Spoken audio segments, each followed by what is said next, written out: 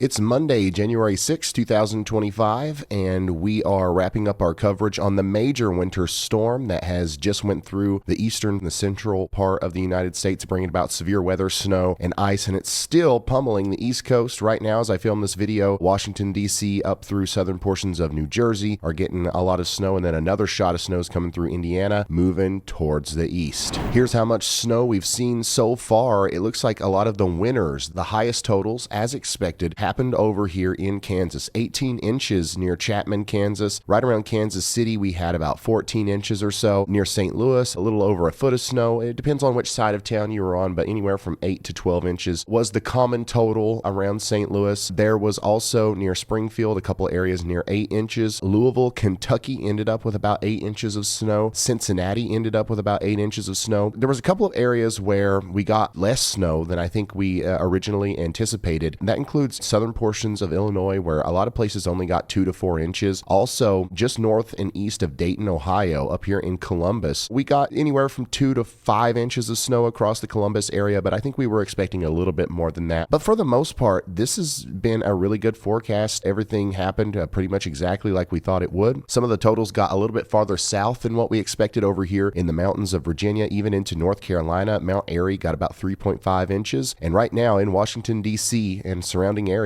there's already 6 to 7 inches with much more snow coming. But the real winners, the highest totals, actually came up here in New York, where 6 feet of snow fell in some areas. There you go, 75 inches there in Stokes Corner, New York, as a result of a persistent lake effect snow band that was hitting while all of this was going on to the south. Another well forecasted part of this event was the ice. Now, it ended up hitting a larger area than what we originally expected, the heaviest ice totals, but still, we definitely had an ice storm, and we are feeling the impacts of it today, as there are 33,000 people still without power in Missouri. I should say customers, 38,000 customers without power in Illinois, 95,000 in Kentucky, 46,000 in West Virginia, and already 100,000 plus in Virginia, and it's still raining there. The freezing rain event is still happening in Virginia, so Virginia might end up being the hardest hit state as far as power outages go as a result of the freezing rain. And the power outages are really concerning because one of the things that's going to happen is we are going to have ourselves an Arctic blast. This winter pattern is about to get much worse, as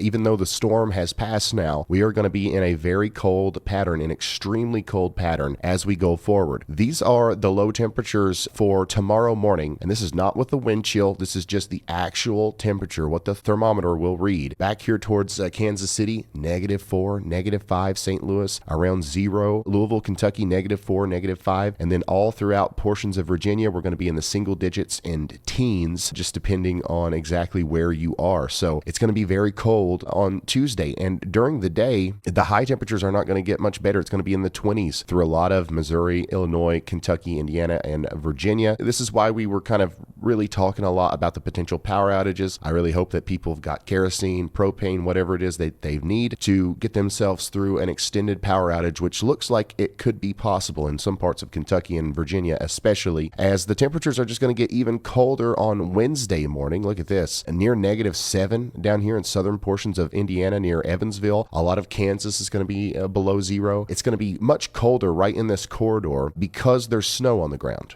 Okay, this is kind of locking in the cold air. Keep that in mind as we go forward. Does it get any warmer? Oh my goodness, no, it doesn't. Thursday morning, -10 near Frankfort, Kentucky. And once again, this is not with the wind chill. If you add the wind chill factor, it's going to feel like -15, -20 in some of these places. So very cold temperatures coming for a lot of us as we go forward. There is going to be some slight relief as we go into the future, but it's we're pretty much locked into a very cold pattern as we go forward. Between January 11th and January 15th, the Climate Prediction Center suggests that the vast majority of us are going to remain below average, especially down here in the southeast, from Louisiana to Florida, all the way up through the Carolinas, especially south and east of the Appalachian Mountains. We are all going to maintain our below average pattern through the middle of January and probably even beyond that. And having all of this cold air in place is just going to lock us in to a pretty persistent winter pattern, and there's going to be another storm system. There's going to be another trough that comes through, and what happens with that is going to be quite interesting. In fact, right now, early indications point towards a snowstorm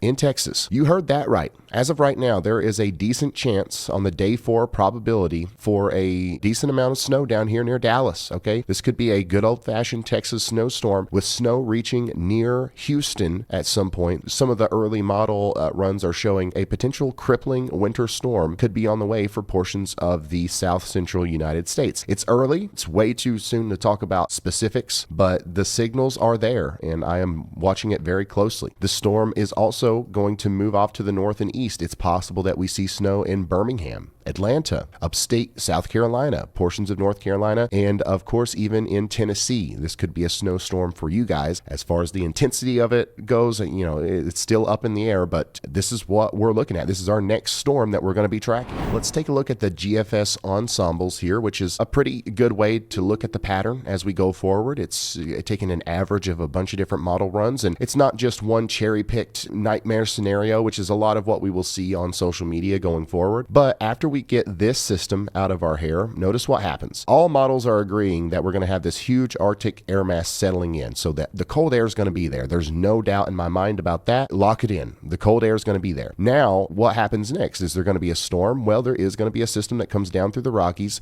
and it's going to try to link up with some moisture from the Gulf of Mexico, right over the state of Texas. Look at this. In the morning on Thursday, the entire state of Texas could be seeing some sort of precipitation, with the vast majority of it being a mixture of rain and snow, and just snow. Sometimes some heavy snow at times, potentially also up there into Oklahoma. This could spread into Louisiana, Mississippi, Arkansas. Snow again for southern portions of Missouri. How about a Nashville snowstorm? Potential snow could make it all the way up into Kentucky. Indiana and Ohio could have snow in upstate Georgia and North Carolina, South Carolina, and yeah, this will continue to go all the way up to the northeast coast. Are these flurries?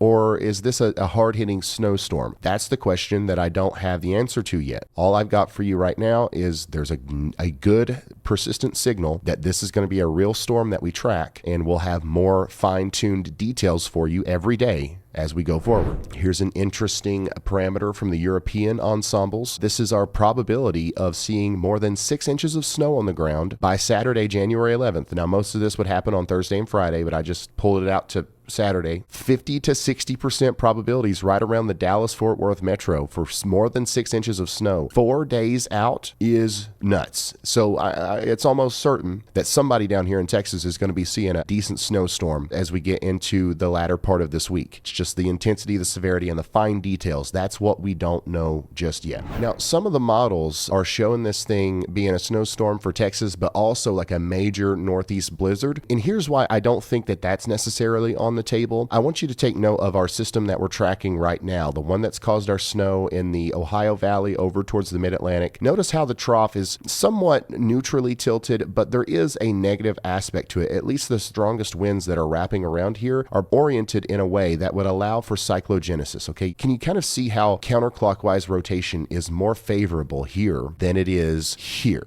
All right, this is the trough that's likely going to bring our storm that comes about for Texas, and then it goes up the East Coast. It's a huge positive tilt. When the low pressure system starts trying to rotate, whenever cyclogenesis starts trying to happen, and whenever you would want a northeast snowstorm, it has to really deepen and kind of ride up the coast like this. You need a more neutral or negatively tilted trough. This is not what's predicted right now. I think what's going to happen is a storm system is going to form over Texas. It might sit there for a while and drop some snow in Dallas, but then it's going to ride this jet streak like a rocket ship and just skedaddle out to sea before it has time to turn over and start rotating and producing a blizzard on the East Coast. So right now, and this could change, but right now I think this mostly progressive, positively tilted trough is going to favor a snow system somewhere back here and not so much over here. And that's pretty much all I've got for you today. Thank you guys so much for watching this video. Please slap the like button and subscribe to the channel. There's a lot of new people here that haven't hit the subscribe button, so please do that. You'll always get notifications whenever we do videos.